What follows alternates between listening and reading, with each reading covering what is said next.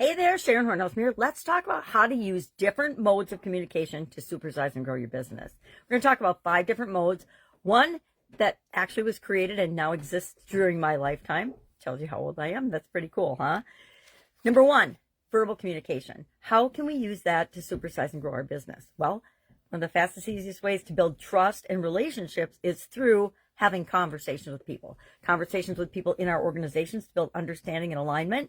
Conversations with stakeholders to negotiate great deals for our organization. Conversations with customers and potential customers. Customers to find out what's working, what's not working.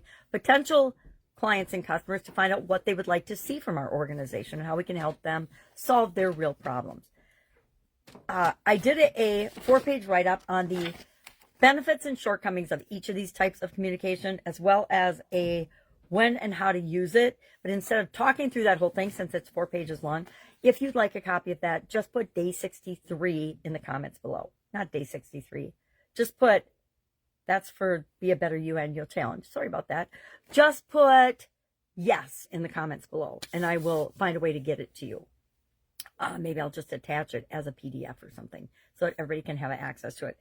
I am working on simplifying my modes of communication and communication, making things clear, concise, and just simpler, right? It seems as our world gets busier and busier, everything vies for our attention, life gets more complicated. And if we don't take some steps to manage it for ourselves, it gets out of control and chaotic faster than we ever imagined possible for both our businesses and our personal lives. So it's our second mode of communication. Of course, it is nonverbal communication. It's my hand gestures. What are my hands doing all the time?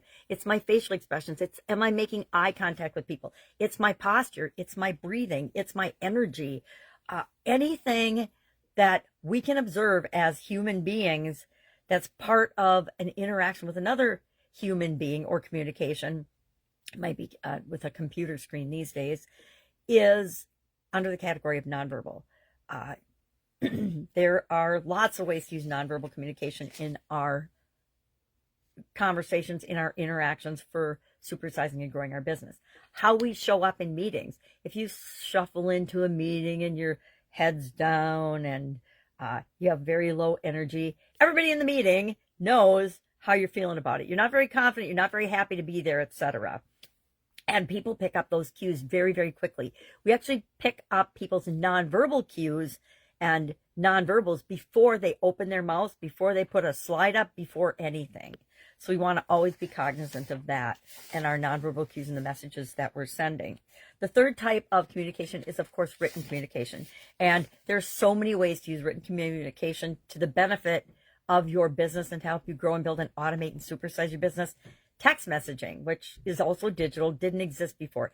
Email messaging, email marketing, it didn't exist, before the internet was a thing. I remember early on in the days of the internet, staying up all night. I was still working in corporate America, had business on the side, was raising 2 very young children. Yet I would pull all-nighters because I was so fascinated by the internet. And I didn't do really anything with it for a long time, not until 2017 is when I finally said, okay, it's time that I get involved in this online digital world and stop just being in the offline world. And so to me, it's relatively new, right?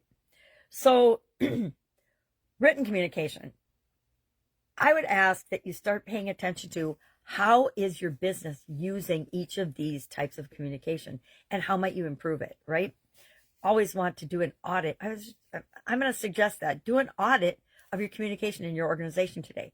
Do you have your processes written down and documented? I harp on that a lot because it's such a powerful tool and a powerful way to continuously improve everything that you do in your business. And if you're ever improving, guess what? It gives you a competitive advantage over people that aren't doing that. And the vast majority of people are not doing it, right? They're not paying attention to their communication. They're popping on social media. They're making a post here, a post there, but they're not consistent. But if you consistently, continually improve and document and revisit your communication, you'll automatically win customers and business that you otherwise wouldn't. Excuse my throat. Hang on a sec. So our fourth form of communication, and one of my favorite, because we get to be really creative with it, is visual communication. A picture is indeed worth 1,000 words. We talked about that when we talked about idioms. But sometimes an infographic, a picture, a chart, a statistical chart and data in a sales meeting is one of the most powerful things you can do. And if you're meeting with all of your sales team and you're showing them performance on a graph over time for each one of them, you don't usually need to say anything. You just put the graphic up, let them look at it, and then they self-identify and they figure out where they are and what's going on, and they say, and they decide if it's going well for them or not, right? So sometimes all you need is a visual. Finally, digital. Digital is, of course, currently my favorite mode of communication. Why? Because it's quick, it's easy, it's inexpensive, it is doable for anybody that's willing to put in the time and energy and consistency to figure it out and master it. And guess what? As soon as you think you've got it all figured out and have mastered it, it's going to change. So you get to be flexible and figure it out again, or figure out what to do next.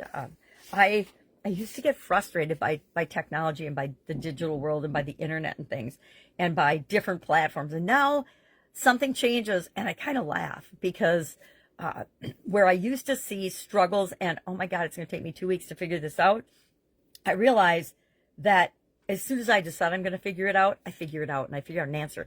And a lot of the time, I figure out a faster, easier, more efficient, and more effective way of doing something that I was doing a harder way before. It just happened on a Facebook change, and I'm like, Facebook's doing this, and I'm like, it's awful. One of the things they did was take away their masks, which I actually applaud, because I use them because they were fun and creative, but I also found many of them were extremely disturbing and really creepy, and I think bad. And they were probably being used in a bad way, which is one of the reasons that Facebook may have removed them. I don't know why they did. I don't know why Facebook does anything that they do, so I'm not going to pretend I do. I just have to roll with it, right? Just like every other platform that I work with and work on. So digital is the last one. So if you'd like a copy of this, put yes in the comments below and I will pop it off to you. I personally like to see visual, written. I don't have any graphics or fun pictures with it. If I were using it as a lead magnet or something, which is a written form of communication or a digital form of communication in our organizations, then I'd add graphics and I'd spice it up and make some fun things with it. But it's just for my notes to talk off of. I'm trying to get more consistent, more simplified, and easier for me this year. Why? Because it's part of my purpose and part of my reason for being. All right. Any questions? Ask. Otherwise, we're actually going to speak on this again in a little more detail and a little more personally or professionally tomorrow. That's a hint at what we're going to do tomorrow. Have an awesome day, and I will, of course, be with you tomorrow.